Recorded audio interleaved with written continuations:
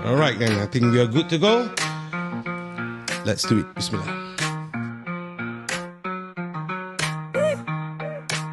Selamat datang ke podcast Suara dalam speaker. Aku speed fire macam peluru tak pernah kering trigger. Topik hari ini kita cakap pasal rap game. Daripada bawah naik atas takkan pernah sama fame. Hip hop SG terus maju ke hadapan. Lirik-lirik tajam macam pedang dalam tangan. Real talk tak ada filter, aku bagi isi macam rice dalam rap. Penuh struggle, penuh misi. Kopishop Talk in the house, kami bawa suara jalanan. Hip hop rap ini cerita penuh cabaran. Dari jurang ke sini patah balik ke ulu pandan. Kos berapi, kita buat santapan. Kopishop Talk in the house, kami bawa suara jalanan. Hip hop rap ini cerita penuh cabaran. Dari jurang ke sini patah balik ke ulu pandan. Kos berapi, kita buat santapan.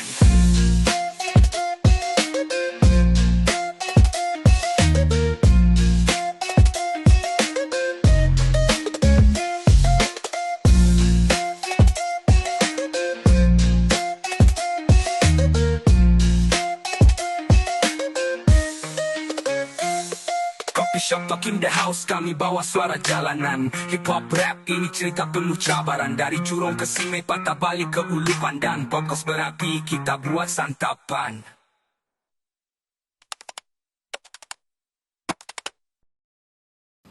Hey, Assalamualaikum warahmatullahi wabarakatuh. Selamat datang dan selamat kembali ke ruangan podcast kami di Spotify bersama saya, Ryan. Nama saya Fahad. Saya Ziad. And bake in the house. Terima kasih pada anda yang terus-menerus setia bersama kami dan jangan lupa ikuti kami di TikTok, IG dan Facebook @Kopishop Talk. Jangan ke mana-mana. Kopishop Talk, let's talk on the table. Wahai sahabatku, mari kita berdiri dalam satu sak dan juga dalam satu kalimat. Engkau yang di depanku, aku yang di belakangmu. Kita sama-sama menjaga hak dan kalimah. Oh ya, Kopishop Talk. Yeah. Baik apa lagu? Baik. Lagu sendiri apa? Tak, sendiri pun tak lah. Okey lah. Suka je. Ini buat dah pandai sekarang kau Ryan Tak adalah. Kau pun buat dah pandai buat lirik ke sekarang? Dah pandai ya? Kau apa kurangnya? Tak ada, sikit-sikit saya boleh lah. Baru-baru nak belajar-belajar kan. Tahu lain kali kan Encik Mas nak ambil aku lirik ke atau Malik ke apa kan. Okey, topik mengenai kenaikan kos di Singapura ini. Okey, kenaikan kos sara hidup di Singapura sememangnya menjadi kebimbangan yang semakin meningkat. So, berikut adalah tinjauan lebih mendalam tentang bagaimana perbelanjaan telah berubah. Daripada 2002 lah kita letak daripada 2002 kos sara hidup secara purata adalah lebih rendah. Sebagai contoh, harga makanan about 58% lebih rendah berbanding sekarang. Dengan semangkuk mi berbola ikan berharga 2.5. Kos perumahan dan utiliti, pengangkutan dan penjagaan kesihatan juga lebih rendah pada masa tu. Sekarang dia naik pun sama percentage dia. Harga makanan meningkat sebanyak 58%. Kos perumahan dan utiliti naik 39%. Kos pengangkutan 67%. Kos penjagaan kesihatan naik 53%. Apa senang cakap, Semua naik. everything lah. Ni dari mana ni kau dapat ni Ryan? Daripada mana ni kau dapat? Ada kawan aku Sumber-sumber ni. Ada. Okay. Jadi sekarang kita cekik darah je lah. Itulah. Kos sara yang bulanan untuk dianggar sekitar 2006 lah. Sekarang kalau dulu 2006 dah kira dah okey lah. 2005 dah kira okey lah. Kira apa tau, per annum Sustainable lah. 30,000 per annum punya. Sekarang dah tak je. Sekarang dah nak kena at least bulanan 4,000 5,000 sih. Seorang. At least 3,500 lah. Itu pun kira atas-atas saja. 3,500 kira break even tau. Break even kira No saving No saving. I don't know lah. Probably yalah. Habis kalau kau nak saving, that means kau nak kena ikat perut dah. Lagi kalau kau ada kereta atau macam nak janji lagu Piramli. Apa guna hidup je. So actually faktor utama about this kenaikan is about kekurangan tanah dan bergantung pada sumber asing. Populasi yang semakin meningkat dan permintaan tinggi untuk perumahan dan pengangkutan. Dahsyat. Macam mana nak hidup kat Singapura ni? Aku macam nak pergi Malaysia je duduk. Kau duduk Malaysia tapi kita bukan, tak boleh lah. I see that I cannot live in another country. Aku macam nak sewa rumah aku nak tinggal Malaysia. Pasal apa tau? Aku tengok we are so into, or we have adapt so much in the system in Singapore, right? I tell you, you cannot. Aku pergi Malaysia kadang-kadang kerja, so kau tengok macam kita cakap pasal ada kali kru sakit and stuff like that. Kau bawa diorang pergi klinik, whether is private or hospital is private, kau compare dengan Singapore, jauh duk. Jauh.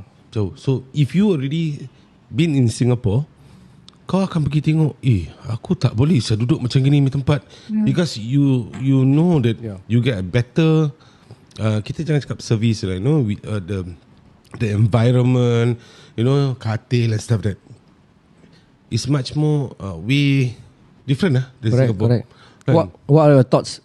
Boleh lah kalau kau nak, tapi you have to change your mental lah. Mental kau mesti nak kuat. Your attitude towards to live in Malaysia itself, kau tak boleh bawa lifestyle kau kat sana. Macam mana mental nak kuat, kau dah sakit mental kau lah.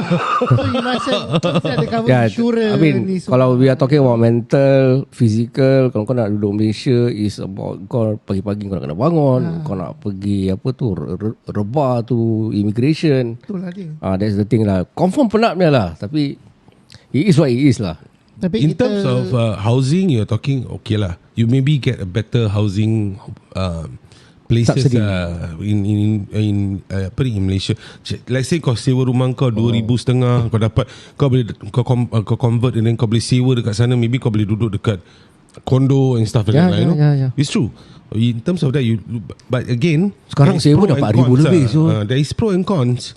Kau punya pro and cons, maybe your food, your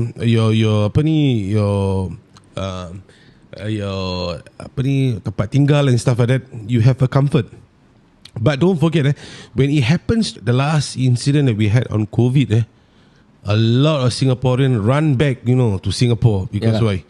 Because they know the system of, especially when it comes to medical, it beats other countries. Singapore has the most efficient system. Aku bukan nak kecilkan hati orang Malaysia, minta maaf orang Malaysia. I tell you, I love you all. I understand. You also have some good hospital and stuff like that. But your good hospital is going to be a cost. Lagi-lagi kalau kita foreigner masuk ke hospital private, it gonna cost us a bomb. Yeah. Kita orang luar kan. But I mean, for Malaysia, just remember this. I love you guys.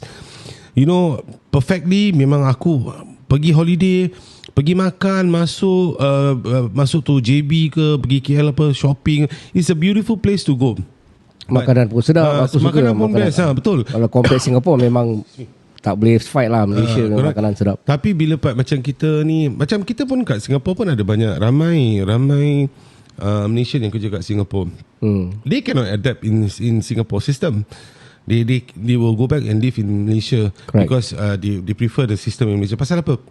Kita dibesarkan lah cara masing-masing kan. So I think that is not, and to me as a Singaporean, I'm talking as a Singaporean, I don't have the alternative of moving somewhere to think that I'm going to get a better quality life. Kalau aku nak pergi, okay, there's youngsters like some of my children was talking about diorang nak pergi ke Australia, tinggal kat sana. But bila kau fikir pasal kau pergi sana tinggal, kau bila kau nak travel tengok family kau dekat Singapore, the cost of flight you have to pay, if you have a big family or you have children in the future, that are all included in cost. Yeah. And now especially also, now don't forget, kita kalau cakap pasal Australia pula, Australia punya money pun is getting weaker. Besar. Getting weaker. We're getting weaker. Weaker? We 90 cents, they are $1 right now. Weaker tapi makan dorang punya expenses mahal je. Mahal. Correct. But if whatever the wages they are actually having is sustainable in the country, let's say they work where they got good education and they are sustainable in Australia. But they will feel the pinch like the Malaysian. When they convert Australian money to Singapore, there will be, because Australian money is weaker, it's the same thing. They're gonna feel. So macam mana kau tak nak datang tengok kau punya family kat Singapore? Itulah. Kan? So that is the thing lah. So there is pro and cons and stuff like that. Some people think, I always say this word to my children. You always think the grass is always greener on the other side. But it has never been actually. Melayu kalau kau cakap pepatah kan, aku nak jadi pelakon hari ni. Hujan batu di negeri sendiri, hujan emas di negeri orang. Betul? That's what they think. Kan? But betul hujan kan? batu, yes, hujan batu tu lebih baik hujan batu daripada people always think hujan batu di negeri sendiri pasal it's very difficult, but they always see as hujan emas di negeri orang. But what you gonna go through there with people that you don't know, you live in the society that you don't understand, you don't know what you're gonna get, you know. Pandang emas saja, tapi kau tak boleh miliki. Correct. Bodoh lah kau. And so that is the thing lah, you know. But coming back to our Singapore punya, you know, kita landing lah dekat Singapore now. Welcome back to Singapore lah. Okay. Macam Berli je. Hello. Hi Fat. Hi. Pat, Hello. travel mana tadi? Back to the future. Melabur. Saham Jadi dia macam-macam perangai dia buat lah dari Topsel. Okay, Bedok punya ni vibes. kita balik kepada Singapore lah. Okay. Generation kita dulu, mak bapak kita nak beli rumah, you know, harga berpatutan lah, you know, is at the average of dia kena keluar daripada kampung and they have subsidies housing, you know. Back in the days, 2 room, 1 room, you know, 3 room, 4, 5. Semua harga dia boleh manageable as long as you are working, you know. Even as a father only working breadwinner, they still can sustain that period of time. Kau kasih contoh sikit lah. Jadi pendengar kita yang muda-muda pun at least get the picture. Dulu berapa harga rumah dulu-dulu lah, you know. Kalau dulu back in the 70s, harga rumah 4 room, 3, 4, 5 room ni semua below 100,000. Okay. Yeah. Okay, back in the days agak senang untuk mendapatkan rumah, not so expensive, you know. Tapi walau macam mana pun mesti nak bekerja. Yalah. Especially in Singapore lifestyle. But also maybe because dulu Singapore tak congested, is it? Because is it? Because sekarang I think is like the population, I think we grew up from that's what I remember 2.5 million back then in 90s. We were around there. Yeah. In the 90s we were about 2.5 million, you see. By kampung punya time, it was forced to move out. Correct. So I guess the housing is slightly cheaper. Back in the day, because the government has to give them place lah. You know? Have to give them place, you know. And moving forward, you know, back in the 70s, 80s, you know, gradually in the 90s, when the pricing is getting, aku rasa out of hand already. Aku kasih a bit of my dad bought a place in Yishun for 4 room. I think that was in 1987. I believe. So kita move out from quarters. I think it was about 65 to 67,000 for a 4 room flat actually. Yeah, I remember my parents bought same. 755. Block 755. 5 room. Bila tu? 5 room. 5 room, okay. 5 room dia 1 square feet dia bangsa 112. 112 punya. 112. 112 ke? 112 besar-besar. Bukan 120. I think it's 120. 110 is my 4 room, you know. Yes, 4 room 110, which is 110 lama. Okay. Present punya 5 room BTO. 120 was my parents' house kat Yishun 75k. 75k. Because I remember because rumah yang rumah BTO aku tahu 5 room ni 110 plus the service yard 110 tau, bukan dia hall. So they counted the service yard as part of the square foot, right? Correct. Mine is 112, 5 room. 5 room. 112. You see? Because I think now 4 room is about 90, right? About 90, 85 to 90. Yeah. So it's getting smaller, like, you know. Very small. So the thing is that now, when moving forward, you know, for this coming generation, you know, if they want to buy a house when they got married, everything, they, before all that happens, you know, they have to work between 5 to 6 years before they can even think about boleh house. boleh kahwin. Boleh kahwin. Mesti. Duduk Masalah kemah dekat Changi beach lah. Macam ni pakai ni, pakai tentage lah. Pakai tent. So jahat lah. dah tak apa. Jahat lah mulut kita. Tak ada. Sungguh tak. Dulu orang tua kita boleh satu orang kerja. Betul. Sekarang you need to have both parties to support each other. If the husband do not want a wife to work, okay, for whatever reasons, then they should understand that they cannot settle for something. Okay, it all goes back to the earnings lah, right? So what Aku ikut one of my uncle punya pegangan. If you want to have luxury life, kerja macam nak mampus lah. Kerja nak mampus, earn, so you can get.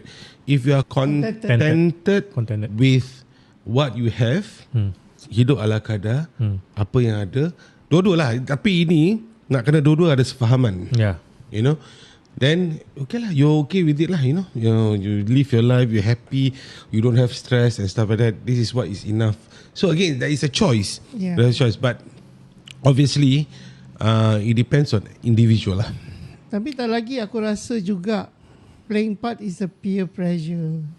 Kawan kau boleh beli 4 room, 5 room and you unable to. You know? Pasal antara satu tak kerja, satu bekerja. Aku punya argument for this kan simple. Sekarang kau hidup kerana kau nak recognition daripada kawan-kawan. So by having a bigger house will actually result in you having a lot of money. Is that a question? And then by the bigger the house is, the more kirakan kau atas angin lah, right?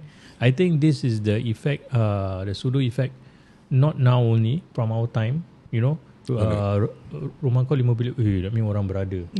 Wallahualam, kita tak tahu, you know, for all you know, we are struggling. The people who are staying in 5 room or executive flat, they are struggling because of muka punya pasal, just because of nama punya pasal. They do not want to put their ego aside, thus not wanting them to downgrade, you know, just wanting people to know that, pergi rumah Ziad, pergi rumah Syah, pergi rumah Ryan, you know, rumah diorang besar, rumah diorang boleh main futsal kat rumah. You know, these are all rubbish. This is nonsense. You know, live to what you can afford. Ukur baju sendiri lah. Ukur baju sendiri. Affordability. Correct. At the end of the day, they are not paying for you. You know, younger generations, listen up. Only spend what you have. You have to, you know, at the end of the day, when you get married, when you want to apply for a house, do not, if your earnings enables you to buy a bigger house, but at the extent of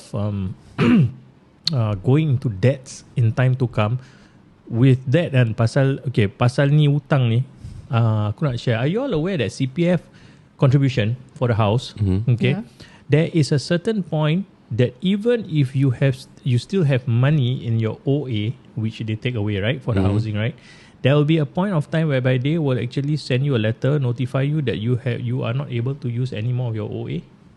Are you all aware of that? I know about it, but I have not experienced it. Okay, please go and check. when it dies off. Because this OA, you are not supposed to utilize it till dia jadi 55 zero tak salah aku tak, dia the duration of your loan, how long you take, and then they will calculate it in a way that that it will not go to the extreme. Let's say put 25 years, not 25 years exactly tau. Cut shorter. So some people, they were taken aback. You see, they were surprised by this TNCs that were so small written, in this TNC. That's why it's very important when you wanna agree to something, read the TNC. There's a reason why they make it so small, so people psychologically be lazy to read. You see, so everything assume deemed to be okay, exact lah. Anyway, this is big ox. We will not be fooled or not be cheated. I'm not saying you're cheated, but it is at your own discretion to actually, it's your responsibility to read every single word. You are taking a big loan here. So CPF ada tau macam ni. So you need to call CPF and ask them, inquire with them, when does my loan from my OA, from my CPF stops. You need to ask, because ada orang, they think dorang angkat yang paling lama 30 years punya, sekali masuk tahun 22, the 22nd year, 23rd, tak boleh pakai. You need to fork out cash already. Because generations now, even back in the days also, some people, they are buying bigger house. They know the value of the market. Singapore, kau beli 4 room, kau boleh sell about 6 or even 5 to 600. Correct. So that's the purpose of why. But don't forget lah, you still need to pay your whatever CPF you're using. There is that 2.8% of what do you call it? Interest that you always have to put back. The accrued interest. The accrued interest will follow you until you die. You see? These people, especially for the new couples, okay, this is just a reminder lah. Take it or leave it. Yeah. Okay. Spend within your means. Spend within your means. Measure your own. Cakap Melayu lah. Apa ni? Ukur baju. Kau ukur baju kau sendiri. Jangan tengok sekeliling kau, ikut kemampuan kau. Do your calculation very well. Jangan hiraukan lah orangnya mulut dona. And secondly, kau membeli, you buy a home, not a house. Yeah. Okay. If you intend to buy a house, you will not sustain long in that house. Just feeling like it's an investment. But for young new couples, please buy a home. The home will makes you family. You feel safe. You feel entitlement. And it's a paradise. Rumah itu kan mahligai syurga. Kalau orang kita cakap rumahku syurgaku. So, jangan jadi rumah tu jadi neraka ku. Perasa kena bayar hutang. Betul. You cannot, especially nowadays, you go by bank loan. No. Before that, you can use. I think for first timer, they can use a CPF. But if it's not enough, they have to top up cash. That is the burden that you are taking, because why on top of that cash payment, start sebulan dua kau tak rasa. Masuk bertahun-tahun. But there is pro and cons also lah. I just want to say this, pros and cons. The pros is when the difference is, let's say you have an intent to downgrade in the long run. So you actually bought a 5-room, maybe 10 years down the road, 15 years down the road, you want to downgrade to a 4-room. So kau ada this the pros and cons bila kau bayar cash. Dia bukan masa orang bayar cash pasal tak ada duit. Pasal tak ada duit. No. Now it's different. But maybe you have a different perception. Ada separuh orang dia beli rumah, dia don't mind dia ada duit, dia top up cash pasal dia tahu bila dia jual rumah dia yang 5 room tu, whatever they use for the CPF, dia akan letak balik. Dia ada earning on the cash money. Correct. That is the pro. The cons is a lot of zaman maybe we go back our time-nya time-nya parents mak bapak kita punya zaman, dorang beli rumah yang tak sesuai dengan kemampuan. Dorang beli rumah 5 bilik tapi dorang kena fork out cash lagi pasal tak cukup. It's not today's context like what Shah said. diorang will choose maybe 70% cash, 30% CPF because they want to enjoy that returns in cold hard cash. And they do a short term thing Short term. Short term. Buying. So and then it goes back to the fact that dulu our late Mr. Lee Kuan Yew, he mentioned this tau, that the HDB is for the citizens, right? Affordable public housing. Correct. What has happened now? It's a business now. Aku tak faham Aku macam, why must this millions figure keep coming up every other month? I mean, what? Sometimes I wonder, of course we never go out. We have yet to ask the authorities or the organizations, how can these houses reach up to 1 million over? Kallang 1.3, Toa Payoh 1, Sengkang pun dah ada. Bishan. And it's not forever yours. It's 99 years only. Dah lah 99 years bukan kita punya. Kita kononnya kita lah. Actually kita kena kasih balik. Hakikatnya everyone, we are just renting our houses. It's not us. Ini bukan tanah wakaf. It's not owned by you lah. This is not private property. Correct. Tak macam kampung Buangkok tu masih. Kenapa diorang mati tak nak keluar? They were offered if I'm not mistaken, the landlord was offered 70 million. If I'm not mistaken. Yeah, I heard about it. And she does not want to bend 70 million. Dia tak nak. Tengok berapa dia punya amanah. Dia bilang Pasal datuk dia Bapak dia. Bapak dia. Bapak dia kata jaga sampai macam mana kau boleh kau tahan lah. Macam itu. Dia punya amanah 70 million no joke no. You tell me lah, who is not enticed by that? Pasal government tak boleh buat apa-apa Tak boleh. Kau tengok dulu Pasal dia beli tanah kan bapak. macam apa ni, Kembangan area. Semua rumah dulu semua Kampung. Oh, banyak wakaf kan? Wakaf. Yes, banyak wakaf. So diorang tak berani pegangnya. Teluk Kurau semua Teluk Kurau. So, talking about that, right? So, my only theory, macam mana harga rumah ni boleh naik? Okay, aku may be mistaken, okay? For all I know, I am mistaken at this. But the only way for that house, a house to be sold at 1 point something million, it is when, maybe there's a possibility, this person, dia dulu tinggal rumah private. Okay, and then they have a debarment period, right? They cannot buy a house, so they stay with anyone else lah. But the moment they are let off, that debarment has been lifted up, they buy a house. And when they want a house, aku dah private housing, aku dah jual 3, 4, 6 juta. What is 1 million? I want to buy that house. I want that house is facing the south, facing whatever lah. I just like the feel. Okay, it feels good. I'm willing to pay. I want to offer. And if you want to offer, thinking about a person who has stayed in a private estate, going down, paying 1 million, nothing. So it may be one of the factors. Okay, because I can't. Aku tak boleh digest. I cannot fathom the sudden surge sampai 1 point berapa million. Macam mana? And in effects, this is one of the reasons when topic is rising cost of living. One of the topic is because of the environment, social context. And then of course lah, energy, fuel prices increase. And then after COVID, trade punya conflicts, which means that labor versus wages. Labor, shortage of labor, but they want higher wages. Sekarang orang mogok kan, macam tak cukup gaji lah apa-apa. Mana they cost about the material cost, land cost. So now the demand is so high, everything is increasing, inflation. That is one few factors where that is the reason why there is a sudden surge of rising cost. But apart from that, we are not helping if we are actually, kita tengah menggalakkan, meraihkan ni rising cost tau. So this buying of houses, in particular for this HDB, aku rasa HDB cakap the cooling period.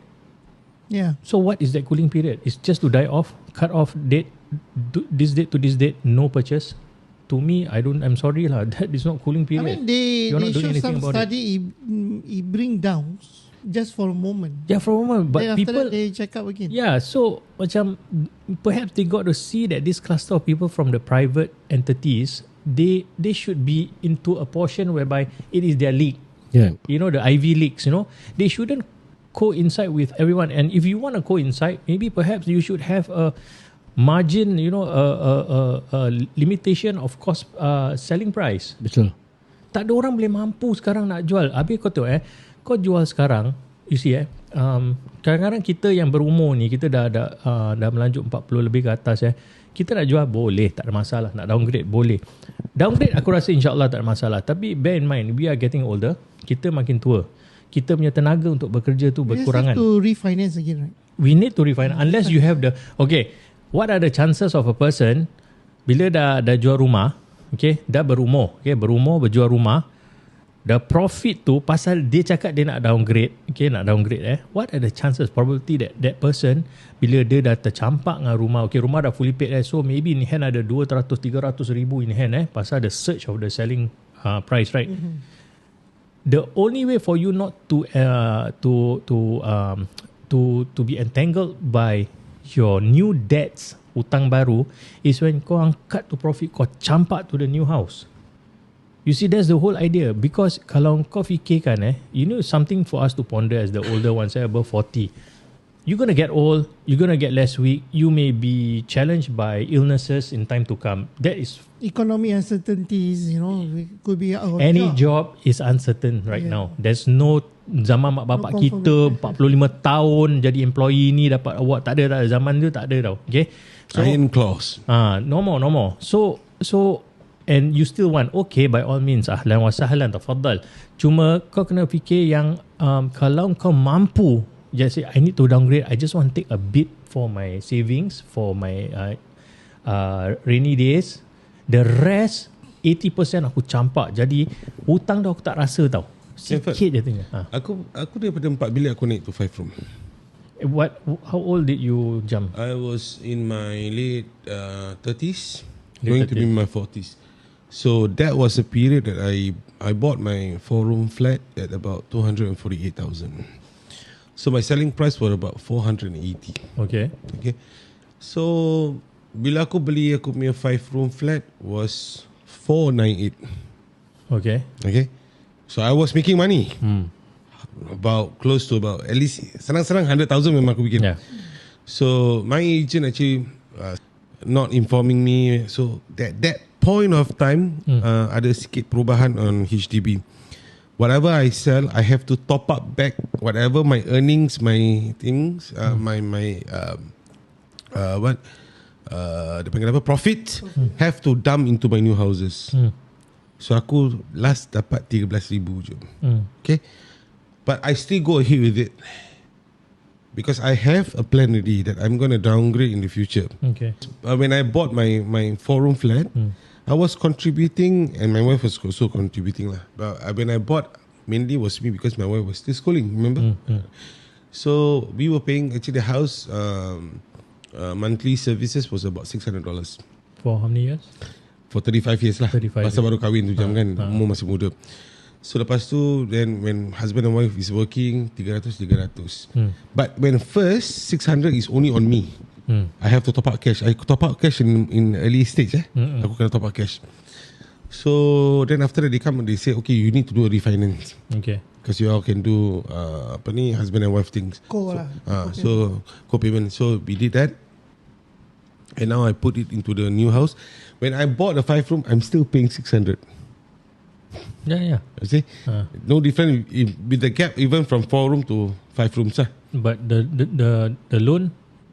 The loan was only left with maybe 90,000 only. To be honest, I'm going to clear it. This is my last year.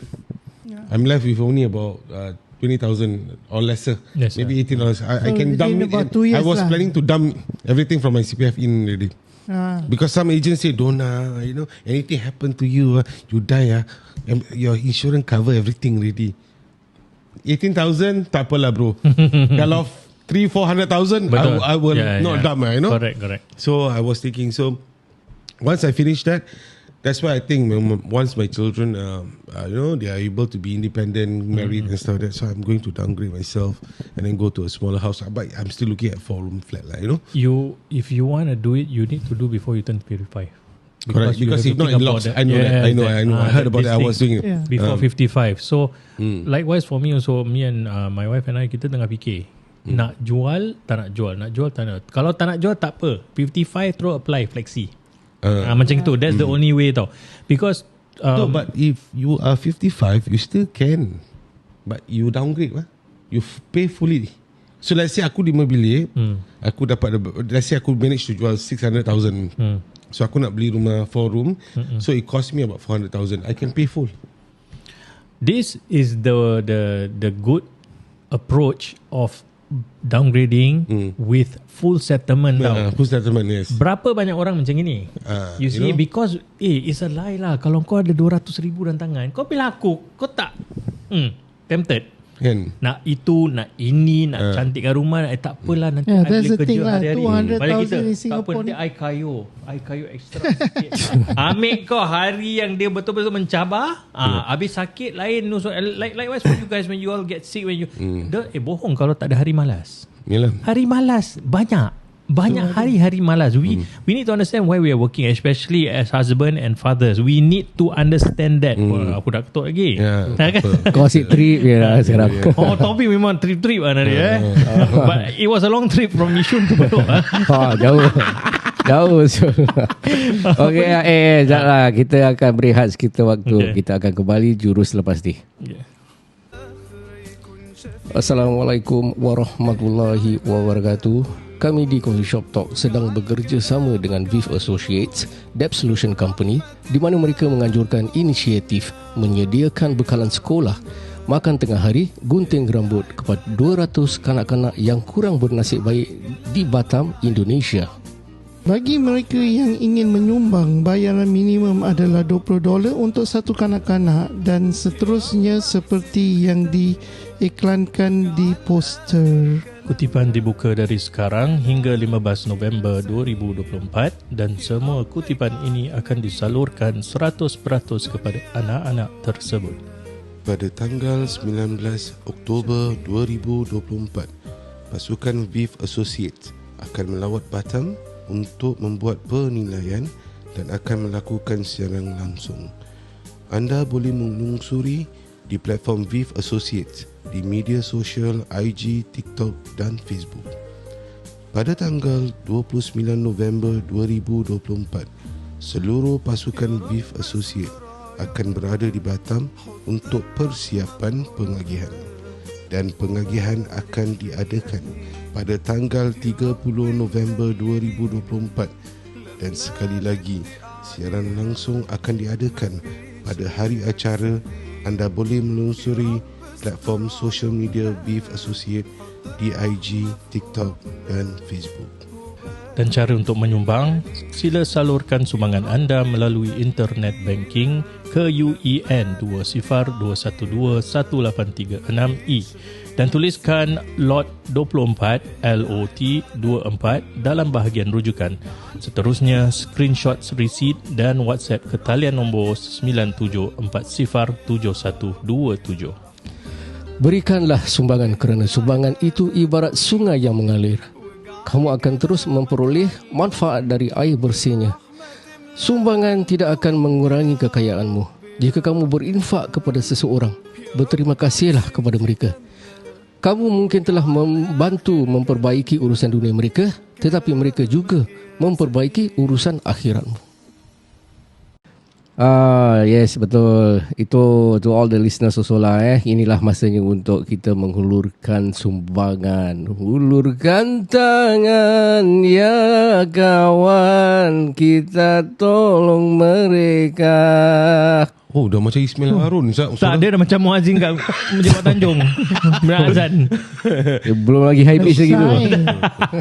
Betul lah. Come on guys, I think ini opportunity lah. Kita pun buat ni kan, kita pun nak support. Pasal apa? This is opportunity for us to do amal. Dalam hidup ni kan, mana kita dapat sekarang amal kan? Mana kita boleh selit ke Mana selit selit lah. lah, Alhamdulillah pasal apa kan? ta'ala. Kalau kita Kan, pasal apa? Kita tak banyak tahu besok sedikit kita bangun pun. ke tak bangun tu. Betul. Kita tak tahu. Kita tak tahu Kan. kerana apa yang mungkin kita dapat rahmat Allah. Kerana benda yang kecil tu kita buat tu, kemungkinan besar Allah mengampunkan kita, memberi rahmat. atas dasar perkara yang kecil bukan perkara yang besar. We never know. Masya Allah. Kecil itu tapi ikhlas. Ya Oh, Masya Allah. Baik. besar. You know? Besar. Tak payah ambil yang besar-besar, kecil-kecil. $20 je doh. Betul. Come on, man. Hashtag check your heart. Okay, Ryan. Yeah. Back to our conversation again. Come on. So you were talking about what say tadi you? tadi kau sekat fat Have to what? Have to kan? Tak ada korang ke laut tau. Sampai pukul berapa?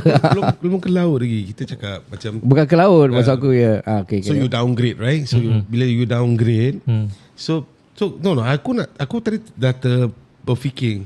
So let's say aku bercakap dengan kau, aku jual rumah 600.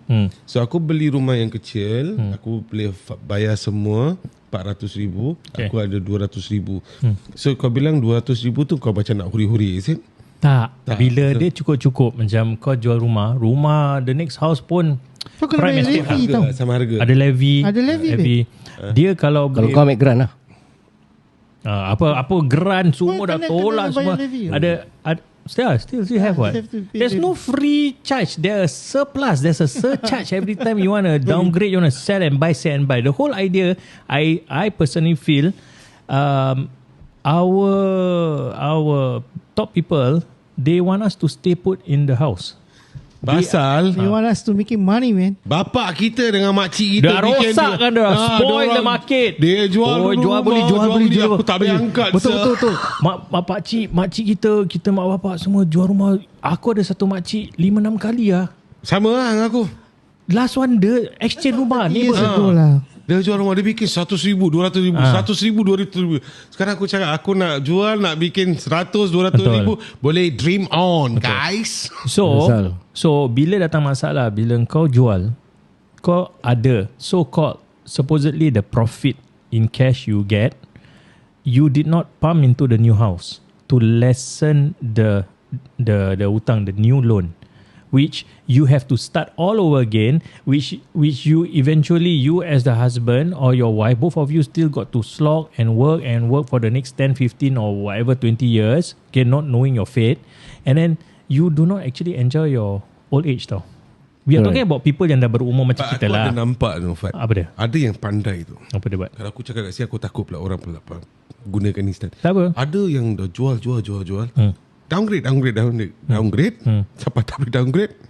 Sampai luar lah, Pat. Jual, tak ada. Apa? Duduk orang sewa. But nampak. that also dia This tengok is where criteria people lah. try not to Rumah Piramli yang kat bawah blok tu. Bukan. People tak manipulate tau. People are using. Banglo kau tak nak? Banglo kat ni, kat bawah banglo. Kau tahu apa tak? Aku rasa people banglo. Bawah kolong. Bawah ni kat luar kat kapal ada banglo besar. Tak nak? Ada helper lagi kau tak nak? Sekarang people are playing with the. Is it?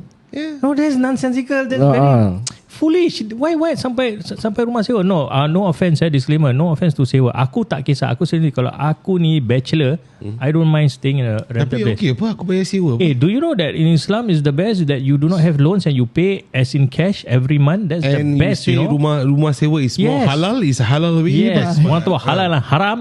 This is the best halal approach you can ever think of. But because okay lah, our context is different, right? So you know, there's it's very subjective and there is some tolerance in the approach, you know, upon this selling house or buying house. But coming back, so kalau kau jual rumah, kau downgrade, kau bayar bersih, okay, towards your old age, that's gonna be your old age home sampai kau meninggal kat situ, then okay, tak ada masalah. And whatever profit after paying full, clear that loan. Okay, let's say kau jual rumah kau 600, untung kau 200, rumah kau dengan CPF kau dah tolak, tinggal baki 130 lebih ribu. You have 250,000 in cash, 200,000 in cash. You refuse to pay the 130,000. Instead, you know, in return you took a new loan for the next 10 years. That is calling for trouble. That is trouble, man. Yes, which is happening. That's happening. It's happening actually. Yeah, a lot And do that. Kalau diorang dah tahu ada parents ada duit. Tapi aku pernah dengar juga sorry. Aku pernah dengar juga orang yang ada rumah 5 bilik, bila orang downgrade to 3 room. Yeah. Instead of 4 room. A good jump. That's a good jump. You know, I mean, yalah, settle lah. Tapi aku don't mind also. Betul lah. Pasal kalau kau pergi 5 to 4, you go to 5 to 4, then the pay loan is the same as yang 5. No loan, you will not get as much cash lah. That is the reason. Yalah, Tapi jangan lupa, sekarang kita dah ada pledge. Aku dah bayar rumah full, aku boleh pledge for the house. Again, I can take out money for me. To remortgage. Not remortgage. No, pledge. When you do pledge, Okay. you're telling HDB, I want to take out 280,000. So if I sell the house at 480, I only receive 200,000 only. Oh, that's pledging. Yes. It's a new system lah. It's a new system. Pledge. Lama But juga. also there is a catch down there. You want to do pledge, you must be able to sustain the you know those now SA and your ordinary account is going to be merged, right? Yeah. So they will be coming out with retirement punya account.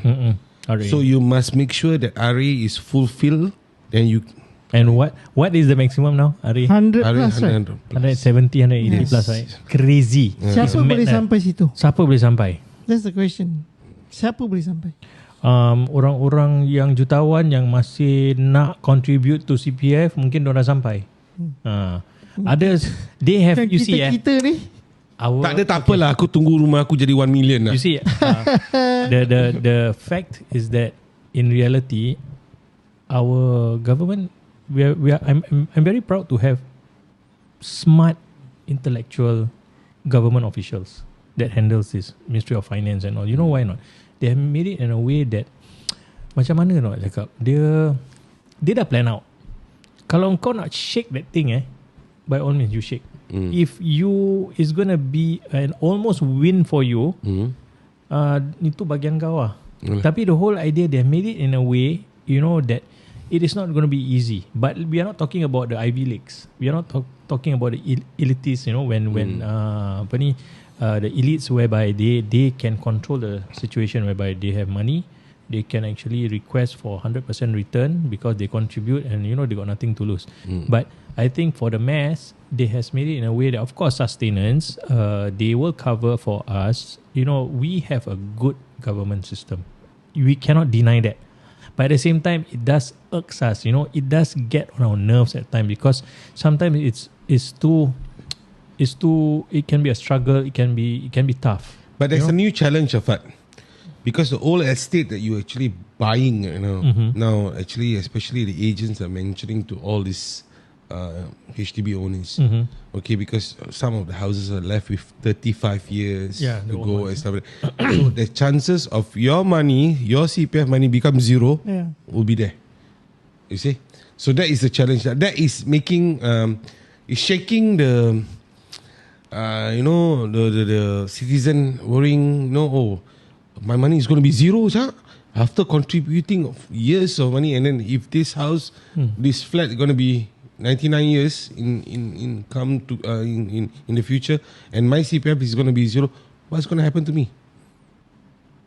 Right? Yeah. So Yeah. again, there is a, that's not a backlash, but there is something that they actually are pushing you. You still have to go and sell the house, go and get a BTO, right? A new flat that has longer years, so that you can sustain and stay there. So in return, there's Refinance. It's a rolling, it's a rolling thing. new loan altogether lah. That's why you got to be smart. Okay, young couples, when you want to get a house, get within your means. Do not. It's okay to stay in a 3-room flat. It is okay, perfectly fine. Yeah. Just go minimalist like the Japanese. You know, jangan banyak-banyak rumah yang benda-benda kayu-kayan ni semua fork and spoon kat on the tembok. Zaman fork and spoon. Lama siap. Fork and spoon. Aku sampai sekarang, okay, kita side track sikit lah. Apa tu tujuan fork and spoon? Ha? Makan rezeki Tak ada, kalau tak ada garpu dekat pakai tu. Tak ada. Satu suap habis tau. Tak ada. Itu menghasil Dia vitamin letak minyak tu saja. dekat dining area. Kenapa? So is Dining area. dining area kan. Semoga Aku ingat nak buat besar. ketuk kepala orang. Bodoh lah. kan? Habis kain. Kalau aku ketuk kepala kau, baru ketuk orang lain. Itu benda. Tak, itu fork aku mau angkat, mau ceduk. Itu kalau nak masak biryani pakai sudu dia. Oh, Boleh? kau Fast boleh godeh satu. Dah maneuver kan. Kalau mi biryani boleh pakai fork dia. Betul. Lama aku tak kait Roli masak mi biryani. Aku nak makan lah. Aku nak semalam beli actually ada nak So intention, korang dah tapi side ada- track. Apa gasak. Alamak. Tension lah ni rising cross ni dua topik aku nak terbalik Because table sekarang boleh kau jangan kau kalau kau terbalikkan table, aku memang suka terbalikkan table ni. Tapi buat sekarang jangan dulu. Increment. Okay. Increment. Increment. Equipment. So how are we going to get over this rising cost? What is the best solution? I don't think is there any solution at all. As long as the government is controlling the market, HDB is still pushing the price at a very... No lah, it will come Can to a say point they have to cutthroat, think. but- Sorry as that I snap in. I think they will come to a point. The government will come in and have to start thinking about the country. Sorry tapi aku rasa tak. It will not. They will incur BTO is increasing. To me is you have to they're not. upgrade yourself lah. No, you get upgrade. more salary. You can go and upgrade yourself. But the body is getting older. Yeah, your mind. And Tak ada. And Kau nak let you kena know- kerja sampai mampus lah. let you Okay, know- sorry Yeah, macam tadi Fad bilang much earlier, when the housing are meant for people. Yeah, where did that go? Okay, where itu ideology when in the very beginning the founder. Sorry, Land. audience. I'm going to be very shrewd. Salah siapa? Oh, kau? Tak ada bunyi. Salah siapa? Aku tak ada. Waktu rumah tu harga dia murah-murah, kan, dibeli, disuruh duduk diam-diam. Bila selepas 5 tahun harga rumah tu naik, jual macam nak rak, bikin duit. Salah siapa? Bukan salah aku tau. Aku tak tahu. I'm not going to get involved. Now, It's not my fault. Ziad, I'm looking at you, Ziad. Kita mami Now, kan, the thing- mami mamu. Yes, Ah. tapi again that was in the past. But But now aku worrying about what the future lies. But- Our children, Okay. remember we say something. 10, 15, 20 years down the road. The Remember we price- say something earlier on just now where we are not in this podcast. History creates Yalah, future what? lah. Future. So That's history, because of this history has happened, so government has seen the way of selling house like bloody steaks. They have to control it. They have to control. They step in. It's fine to control, tapi at the pricing right now for newlywed, Dia bukan pasal pricing. Dia bukan pasal pricing. The laws that they input into it that is actually putting us into pressure. Kau kalau cakap pasal pricing, people nak jual 1 juta pun jual. But the money has to come back to the government, man. Yes, The profits, but the thing is we are that for talking the about new normal. generation here, Keep the three new lah. generation here. Correct. Again, when you say that, it's history. So now, if we are planning to sell our house like bombs, you know, like a bomb shell, you know, the prices and everything, the repercussion will impact the younger generation. But now aku rasa dah tak boleh you have so much already because kau jual ini price kau nak kena beli times 2. The worst thing is that you compare with what our fathers and our time. We buy houses even though it was at a cost about, like I mentioned earlier on, 248,000. Kita dapat 4-room flat, square feet 110. Anak-anak boleh main lari macam main kat playground. Yeah. Sekarang BTO 4-room is about 85. Masuk king size dalam bilik pun, jangan kata king size. Aku rasa King masuk size tak boleh masuk. Tak boleh masuk. boleh masuk. Dalam Queen bilik size. queen size pun dah struggling because you want to put your cabinet for your clothes and stuff like that, right? You are struggling the space. But you see, this is the main issue right now because of course landscape you are talking about in Singapore, again, you know, limited and stuff like that. They are trying to, you know, keep the houses smaller because of the landscape. You know, if not, it will take more space on the land. We are actually becoming our land is getting limited and stuff like that. Yeah, getting limited, tapi rumah diorang makin tinggi. 40 tingkat, 50 tingkat. Kau nampak Causeway Point tu? Kat the Causeway Point yang BTO tu. Apa tinggi Tinggi 40 tu. 40. Tapi even though tinggi, you cannot take the space. You see, you see, Singapore, one thing about generating a building, they have to make a calculation of make sure how wide it can go and how tall it can go. How much the land can take. Can take. I think furthermore, they will studies on birth rate in Singapore. That's the context yang diorang buat rumah kecil-kecil ni, because they believe that Singaporean are not producing enough. Kalau To have huge- no, but if you say not producing enough from 2.5 million in the 90s, or I think should be in the 80s, let's say 80s or 90s, I can't remember, and it's growing now to 7 million. What you are talking about not producing? They are not producing. They are producing foreigners to come here, not from the homegrown. Again, but we are talking about housing estates and stuff like that. They are still producing people. Whether it's local or foreigner, it doesn't matter. They are producing people. That's why if let's say that 2.5 million doesn't grow, right, it's stick like that, then there's no demand in houses. There's no demand in taking place in the landscape. That's no issue. But the problem is, the issue is because there is a growth in the community that is now becoming 7 million. That's why they need to accommodate more people, and they are taking up the space of the land. They're taking up space. Yes, Singapore is Correct. unequated of land. But again, end of the day, is about public housing. Correct. So when Public you say housing pricing ni, although they put up so many grant, okay, they give a lot of support in all sort of grant. Okay, I mean, but yet again, end of the day, it's still difficult. it's not sustainable lah. For young generation. Correct. I Get a agree with house. you. It's not sustainable because why? It has to validate in the sense that you give whatever perks has to be balanced. To be balanced lah. Kalau tak ada balance, memang kalau kau cakap kau beli rumah sekarang 500,000, kau dapat 40,000 grant. What is it 40,000 grant? I tell you, I'm telling you honestly, when I bought my first house, in 4-room flat 240, there wasn't any perks, but there was like marriage perk ke apa, tak ada macam that point of time I was given 40,000 by the government because of what? Because I was living close to my dad. My mom. $40 grant lah. Pakai betul lah. Yeah. But that helps because why? $40,000 to cover my 248,000, it helps. That's a large amount. The valuation, you see.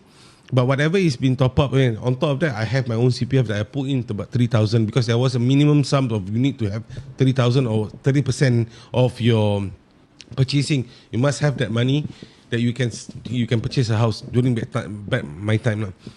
During my time. So I see that it's fine, but if you still sticking at 40,000 and the housing costing about 500,000, apa value? Tak ada. And they still sticking at 40,000, right? What thing? For like radius of your house with your parents, 2 kilometers. Ada 50,000, ada 40,000. Pasal dia ada lain-lain. Sekarang dia ada macam different estate, I think. Tak bukan. Dia ada kau newlywed, campur kau dekat dengan parents, campur aku tak tahu apa lagi satu perks lah. Something lah. Apparently one of my cousin was doing that. So dia baru kahwin, dia dapat to grant. Lepas tu dekat dengan parents dia dapat dengan extra grant. So that by the end of the day, remember guys, with these grants given to you, must give back, say. When you sell Levy that house, that's the levy lah. Yeah. You see, you will be taken back from whatever profit that you have. It will be taken back. This levy was meant to stop People from purchasing, People from purchasing and selling, selling. buy and selling. People, That is the main- government give grant kan, untuk menolong. Then somehow ada kadang-kadang jodoh tak apa tu, Tak panjang. tak panjang bercerai, then they have to separate the levy. You know, let's say you take 80, then 40 to your ex-spouse, then 40 you have to pay. Those levy lah kalau kau, itu kalau yang unfortunate lah. Itu yang kalau very- rumah kau pun dah MOP kan. Hmm. Kalau tak MOP lagi rabak Sun. Aku correct. Because now housing 3 room is already almost like back in the days where 4 room punya harga. About them, yeah. Yalah, of course. 5 room dengan 4 room is already close up. Yeah. It's only by I think about Mahal, sekarang mahal. difference. So ahead of this new generation, what I'm trying to say is that be very very wise by choosing Walaupun bermula dengan rumah yang kecil. rumah kecil. Kalaupun kau kena sewa dulu, just sewa. Then how? Okay, habis kalau diorang punya income besar, diorang mana boleh beli Tak boleh sewa pun. Tak boleh sewa. Tak boleh sewa, No, tak beli boleh rumah mati. kecil masih boleh. Rumah kecil boleh. Boleh, tapi sewa tak boleh. They see your income apa. Ya, tapi kalau kau Aku tak boleh tahu beli rumah 4 bilik. That time aku offshore, habis isteri aku, then after that kita combine income, tak boleh beli. Tu pasal aku kena rejected 7 times when aku nak beli BTO 4 bilik. Then after that we went to HDB. Aku cakap apasal lah kita pay application 7 kali tau rejected. Saya kata because your your combined income is exceed.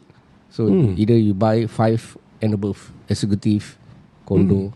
So gila. Habis Kalau anything happen to you, wife aku cakap, then if what happened to us, what happened to my husband, you know, retrench or whatever, what not.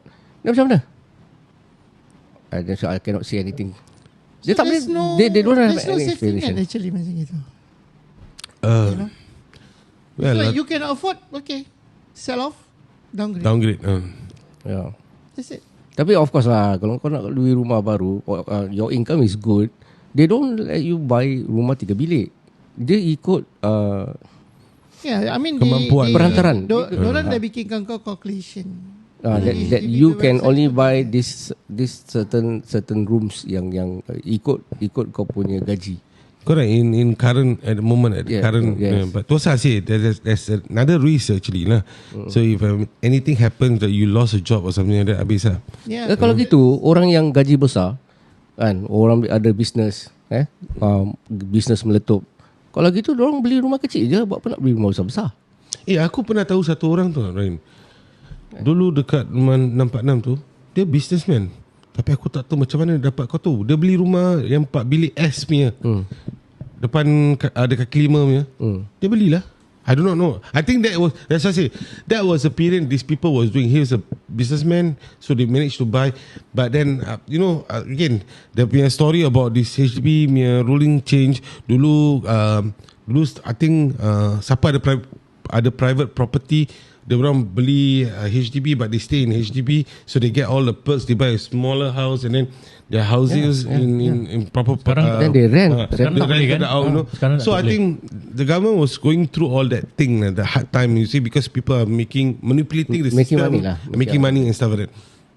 And it's affecting those people who really cannot afford to buy the houses, you see. So itu yang kesian punya part, which they are acting good at it, you see, which I think very good. They act fast and stuff like that. But the problem again, I say the question lies right now. Betul kau cakap, kalau kau laki bini sekarang affordable right now, kau tak boleh beli rumah 3 bilik. Pasal kau pay gaji range, let's say, okay, laki bini dulu ada 20,000. Okay, combined income confirm.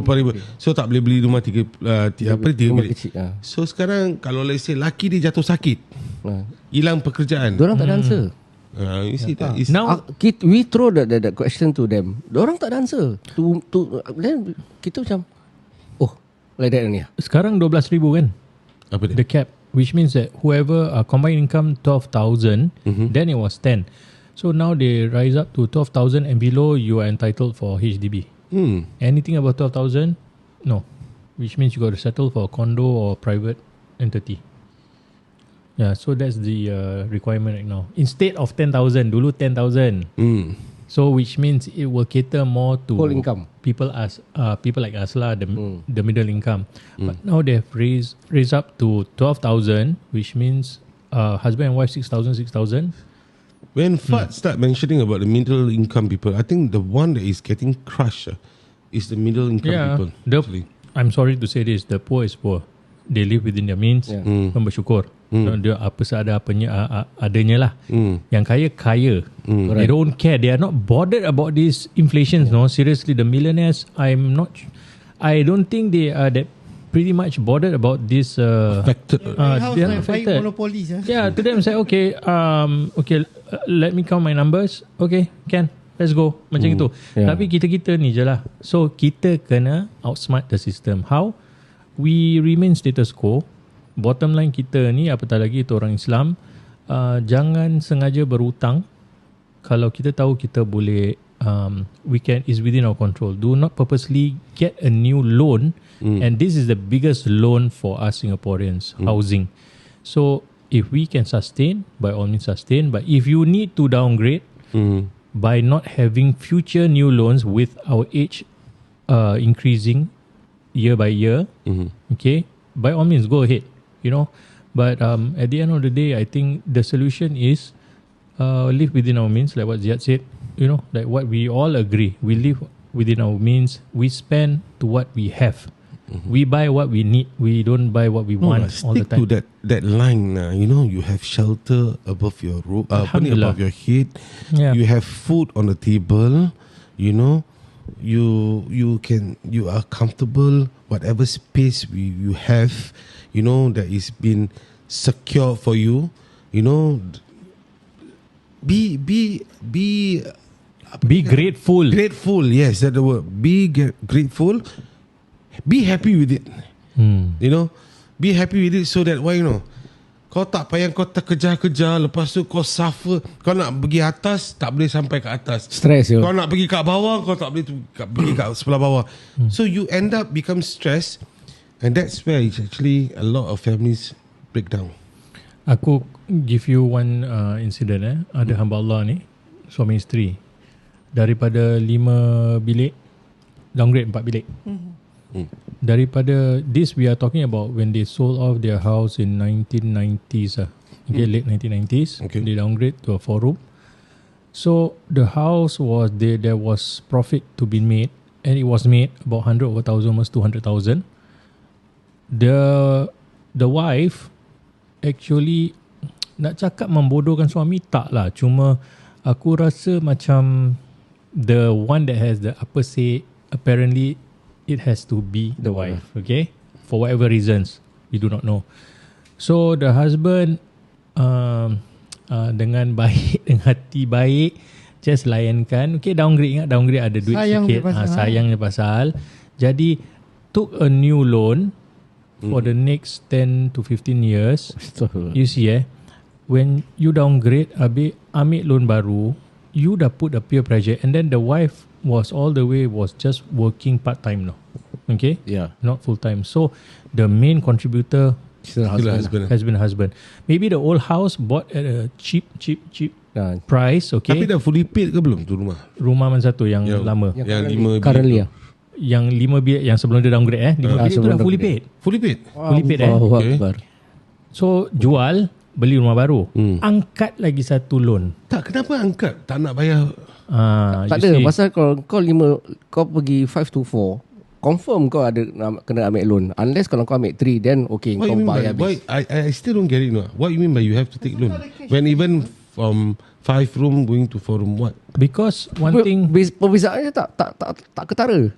No, is it because of due to you want more profit? That's why you want to pay Yes. the loan. Yes. That is the thing. you want to enjoy that money. Dah lah. money. You see, that's why I say that is the time that people never think. They think for short term. Yeah, they think you know? long term. End up you actually owing money and that house is not you had fully paid all these years for the bigger house, and then end up you still owing money to HDB because you just want to have that lagi. Maksud nak ambil yang nombor bilik rumah 3 bilik dan dah settle, engkau pun ada profit, apa lagi? Betul. So the whole idea, if you want to downgrade with the intent to settle the new house to be with a little cash in hand and enjoy that moment for the time being, by all means. But if you are going to take the risk with an age, we are talking about when you step above 40, you got to put your age in play. You know, you got to think whether, you know, in time to come, 5 years down the road, kau boleh kerja, kau kerja sekali penyakit datang, you never know. What's sekali orang tak nak ambil kau kerja lagi pun. Kau kena buang golden handshake, whatever shake. Shake. Yeah? Ryan favourite. Inside joke. Shake that boogie. Pasal ni job lah. Pasal ni topik dengan topik yang sebelumnya ni kan, kita very serious. Aku tak dengar aku ketawa. So aku macam rindu lah. Sikit je untuk geli-geli hati. End of the day is that be wise. Yeah, be wise. You know, be wise of making every small details, especially these small details. This is going to hunt you down. Correct. In future, if you don't really look closer. Sadly, our housing, the facts of life in Singapore, like the previous podcast, right? We talked that we do not have any natural resource. So if we can't blame the government for initiating such a move, planning as such, you know, because they have to make this. We do not have anything, you see. Correct. So with that said, we need to actually be smart and assess all angles before we make a firm decision, especially when it talks about when we talk about dollars and cents, where I think we have to speak to your spouse. If you're married, speak to your spouse. If you're single, count your numbers properly, you know. Do not get into a pothole full of, you know, vipers, you know, where you get in trouble, you get bitten and tapi aku don't mind, Ryan, ikut kau punya cara. In case lah, macam aku dah fully paid for my 5 room, I downgrade, I don't see any much difference. I would rather keep my 5 room flat, rent it out. That's what I do. Rent it out, go to Malaysia, live in a condo. Oh, that is my before 55. Serious tau, aku plan We were thinking that way, see. Aku nak sewa rumah aku ni. Aku dah retire dengan, so that is the luxury time me and my wife, me time and my wifey, you know, stay in the condo, enjoy that part. Anak-anak dah sendiri, anak-anak dah besar boleh, dah jalan. Macam aku ni masih jauh lagi perjalanan. So let them live their life. Why not? You know, I don't mind that, because kalau I think when I have the intention of I do not want to go lower than 4 room lah. Yalah. You see, kalau I think if really waktu tu time is not good, I don't think I make enough money. Why not? I think I will just rent it out and then have beautiful time with my wife. Let's say aku boleh sewa 5 room for 3,500. Then 5 room lagi banyak lah. Cakap lah, aku tak kirakan bersyukur lah. Okay, bagus. 3,500 kan. So aku pergi Malaysia, aku duduk, dah bayar sewa rumah RM10,000. Duduk dan diam. Boleh beli kita Pro 2 Myvi. Beli satu Myvi lah. Untuk aku beli satu motor, makan semua pergi surau kan. Aku nak hidup macam tu lah. InsyaAllah. Last order. So Ryan, okay lah. Okay, gotta go mates, gotta go. Yeah, we gotta go. Okay guys, jika anda suka podcast kami, jangan lupa tekan butang follow di Spotify, subscribe di YouTube. Bagi mereka juga yang ada sembarang pertanyaan, mudah saja hantarkan email di kopishoptalk@gmail.com. Teruskan bersama kami di episod yang akan datang. Assalamualaikum. Assalamualaikum. Assalamualaikum. Assalamualaikum. Ciao.